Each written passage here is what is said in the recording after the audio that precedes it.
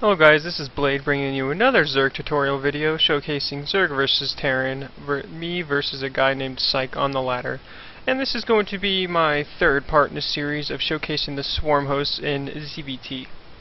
Now, I know I said I was going to release one last week, but I did not, and that was because I was not happy with my swarmhost build, and so I've spent the last week trying out a new swarmhost build that is actually a lot better. So, I've decided it is now, after much testing with it, I have decided it is actually viable. So I will be going into this game showcasing it. Now, I'm going to explain it on why it's different than my other swarmhost builds. If you guys saw any of the last two videos, or video, I can't remember, I just rushed for swarmhost. I got lair, rushed for swarmhost, and that's that. There's actually a lot of weaknesses when doing that, and that's mainly drops from the Terran player. If you go super fast swarmhost, you just don't have the units to deal with a drop at your natural, your third, and your main. Swarmhosts are slow, so you can send half here and half to the main, but you just don't have enough ground army to get it, so he's going to do a ton of damage. And Terrans that noticed I was going for the very fast swarmhost would all of a sudden load 3 dropships, 4 dropships, and just drop the hell out of me. And I just couldn't deal with it because I didn't have the ground army to have here, here, and here. That's just an example on any map. So I started doing a different style of, I'm going roach, ling, bane, ling first, getting a decent amount of those out, and then I am going to go swarmhost. So I get some roach, ling, bane out, and then swarmhost. So pretty much think of it as if you're going to go infestors, except instead of infestors, you're just making swarmhost. That's pretty much what I am doing. I get my hive almost same time as if when you were starting infestors, because you're going to transition into ultralisks, or you can go broodlords. That is up to you and how you want to transition. Broodlords first is never a bad idea, and then do a tech switch to ultras. Again, either way works. So that's kind of the feature of this, and you'll notice he's doing a 1 gas, 1 rax Reaper build. You know, this is really standard right now in Heart of the Swarm. I don't think I got in here. Yeah, so I didn't see the gas. But with how popular Reapers are, I get my gas very fast because I want to get speedlings out very fast to deal with the Reapers. And I'm being annoying with this drone because I can. And as you'll notice, hatch first. Nothing out of the ordinary this game. This is literally going to be pretty standard for Heart of the Swarm. And I send my drone here. Luckily his Reaper didn't see it. And I'm going to sneak him into the main and I'll see his transition. And he's making a bunker. Reapers and bunkers are really not that scary because they don't do enough damage like like Marines do. It still requires obviously a few lings, but it's really fine. It's not anywhere near as scary as if there was 4 Marines in this bunker, that's for sure. Reapers just don't do enough damage to make the bunker worth it. But you still, if you can stop it from going up, you would. But don't send drones. I think it's not worth it, just because the Reaper will kill it before you kill the SCV. And I literally killed it 1 second away because I'm awesome. And now I have Queens out. He makes a 2nd Reaper, and he's gonna make a 3rd one. And again, this is normal ZVT. This is just how ZVT's been played lately, and this is a mistake by me not noticing this. You'll notice I got ling speed, pulled the guys from the gas immediately. One of the things when you see this Reaper opening is you do not have to be mining gas all the time. Just get ling speed and chill for a bit, because you don't have to worry about any sort of like 2-base attack for a little while. There's no way after opening up 3 Reapers that he's going to have a bio timing in about 2 minutes. It's just not possible. And I send these lings in a counterattack. This kind of forces his Reapers away from my base, and he has to go over here. You know, because otherwise these are going to kill SCVs, because he doesn't have a Marine.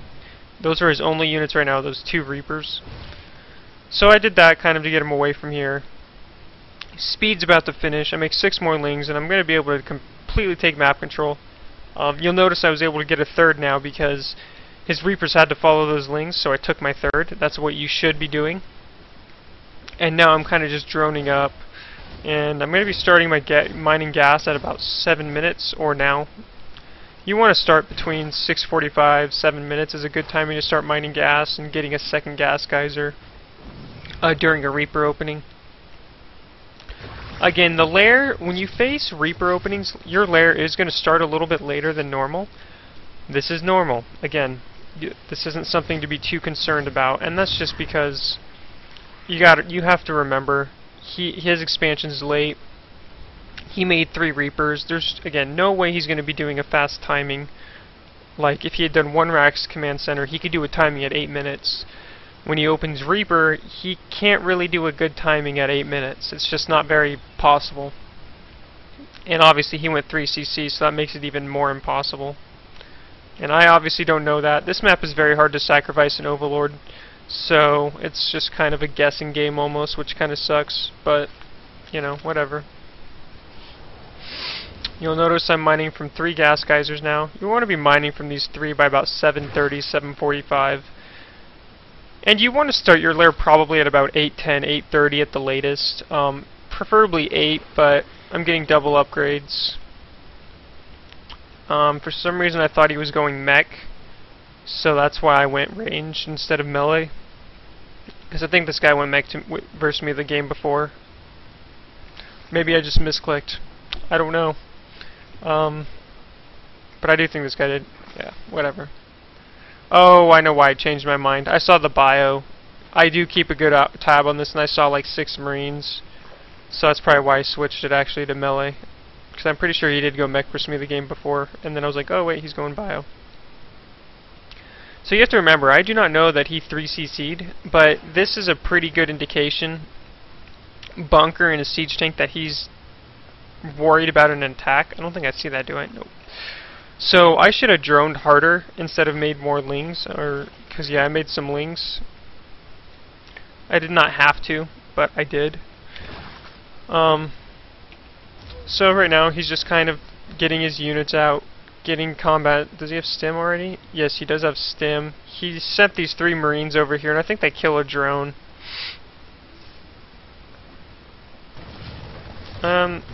Yeah, he's gonna get a couple drones. Yeah, he gets 2 drones, which I guess is worth those 3 Marines. Kind of a silly attack, but whatever. And as you can see, I can see the widowmines. He's starting to add in widowmines.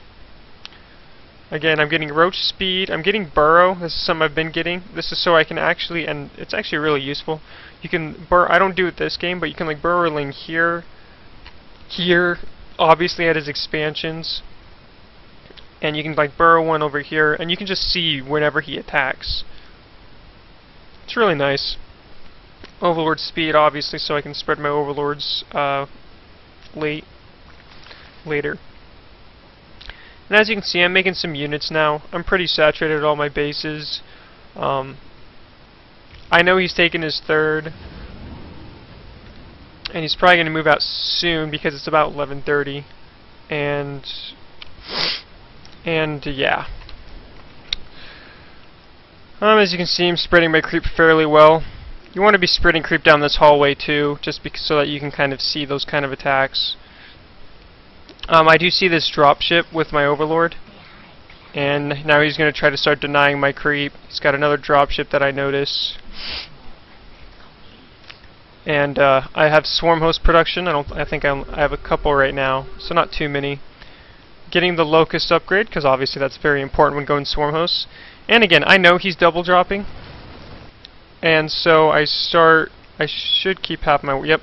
See, I know he has a drop there, so I have units here to meet him, and I have units dealing with this at the natural. Unfortunately, he kills my baneling nest before my speed can finish. That's a real pain in the ass and makes his timing attack stronger. I burrow these drones, which is obviously nice, kind of reduced damage there. He drops again. My workers are here. He didn't kill them all. And again, it's annoying, but he doesn't really do much damage. Now, if I had gone straight swarmhost, this probably would have done a lot more damage, because again, you don't have the ground army to deal with it. And you can just kind of see, he's just kind of gathering his army. He's probably going to be aggressive soon, and now I'm getting my hive at 13 minutes. And I'm getting about 10 swarmhosts, which is perfect. And I'm going to tell you guys, swarmhosts are actually really, really good versus bio and mech. As long as you use it defensively versus bio, it's actually super helpful when you just when he's being aggressive here and you just have locusts coming up here. It's actually really good defensively. I don't like being aggressive with them anymore until I have my hype tech like ultras out, because if you're aggressive with these and your army just probably isn't as strong as his, if he catches these out of position, they're dead. Because they're slow, they can't run as fast as bio with stim. So that's something to think about. But you'll notice it's also very strong versus bio widowmine, bio tank, and they're just so strong defensively. I literally use them now as just a defensive purpose, so I can get my hive tech, so I can get my ultralisks or broodlords if I want to do that, and it makes holding these type of pushes a lot easier. As you can see, I think he does get this 4th, because again, I'm trying to wait for baneling speed. Since he killed it, I have to delay it a little bit, or well, since he killed my baneling nest, it got delayed. But I mean, notice how well I'm kind of defending versus this.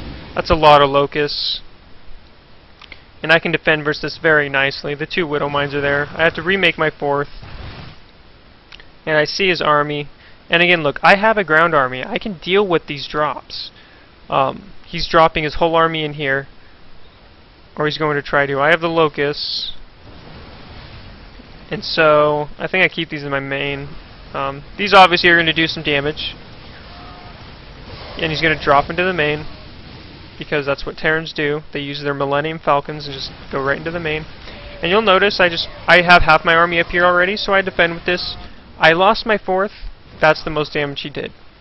He has an army out here, and he's now going to take his 4th. I forgot to put a birdling there, which is shameful, but oh well. And I have 3/3 on the way, Ultra Cavern on the way, Infestors on the way. And I hope I don't forget this game, but I might. Now to kind of explain the Infestors. While I may not like Infestors, they're pretty needed versus bio. Otherwise they'll just kite your ultralisks all day. So it makes it so you can kind of go ultra, and you can kind of lock his army down so your ultras will actually attack him. And here, this is kind of bad. He gets a couple of them, but that's it.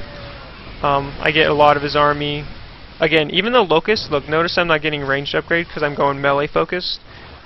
They still do a ton of damage and tank a lot of damage, which is really nice. And he has to retreat now. And he's just macroing up a big army, and I'm just sending out locust after locust, because again, there's no reason not to, it's free, right? He did kill a lot of my creep spread, and I never get that back started this game. That's something I shouldn't be doing, but I do. You'll notice first ultra's out, it's at 2-2, almost at 5-3, and now I'm going to start being aggressive. Now I'm going to start pushing and being annoying and trying to kill him. And this is a point in the game where you can really annoy the Terran player. You can have this army, since you have this as a mobile army, you can have the swarmhost either with this army if you choose, or, for example, I think I know he takes this 4th. Yeah, I do. So you can do 2 things, and I think I realize this is a... Do I attack into this? Oh yeah, I fungal his whole army, of course I attack into that. There's 2 things you can do with the swarmhost. So this army, very strong. He kills it, but I killed a lot of his. You can use swarmhost to say here and burrow and have him attack here, and then you can use the infestor ultra ling bane and attack another location. This will spread the Terran's multitasking, and he'll have to kill these swarmhosts, and if he focuses his army to do that, then you can attack and take out a base somewhere. You can either remake the swarmhosts if you want, or you cannot let them die. One of the 2. That's up to you how you handle that situation. I preferably try to stop them from dying, but sometimes you just can't stop them from dying. You can't always keep them alive, but if you can, it'd be preferable. And as you can see, I kind of went into a defensive posture. I got some more ultralisks out, some more ling baneling out, and he's going to do another drop that I think I see. Oh, maybe not. Oh yeah, I see it now. And I'm taking my 5th base, starting to mine from it, getting my greater spire, because again, you want to tech switch, because otherwise he's just going to get the anti-ultra army. And even ultras with their buff can't deal with it. They still die to the anti-ultra army. Although he doesn't really make it. He doesn't make like a... The anti-ultra army is just a shit ton of marauders. Excuse the language. And yeah, I kill the widowmines. He's going to try to take a 5th. And I have defenses at my bases in case he drops and my army's out of position. That's a good thing to do. I have locusts here going to take out the 4th. I think he takes this out, but he loses most of his army. So it's a... So he took out the base, but he lost his whole army. That always favors you as the player, unless he's so far ahead where he can afford that, which he's not. He loses most of his medevacs too. That just puts me so far ahead, even because he's not far enough ahead to afford to lose an army like that where I didn't lose my army. I mean, as you can see, the supply difference tells it all. And now I'm getting broodlords out. I'm only getting 6, and I'm not actually going to make any corruptors with this, I believe. I think I just make the broodlords to force Vikings and stuff. And I use the infestors, ultras, and whatnot as a way to support them. And if he makes too many Vikings, my ground army will be stronger. Something I don't do this game, but something I'm going to start doing because it's actually stronger than I thought it would be, is to add about 10 hydralisks in the late game. It's very nice in sniping medevacs, and they're very good support. And as you can see, these swarm hosts took out this base, even though he was repairing it the whole time. Eventually, these just have such good DPS that he couldn't do anything about it. And here's an engagement up here, where again I have Infestor, ultraling, bane. He doesn't have +3 armor, which is a mistake. But I'm now in such a good commanding position. He can't really do anything against my army. And then the broodlords are coming and are going to finish him off. There's just not much he can do at this point in the game. Because again, he can't take a 4th. I'm taking a 6th. He just started mining from this, and GG. So my next video is probably going to be a ZVZ. I've been getting requests for that, and I have not been doing that yet. But yeah, there's not really much else to talk about this game. I hope you guys enjoyed it, and if you want to follow me on Twitter, Blade555, or my stream, Twitch TV, Blade55555, that'd be appreciated. Thanks for watching, guys, and there should be a video out next week. Peace.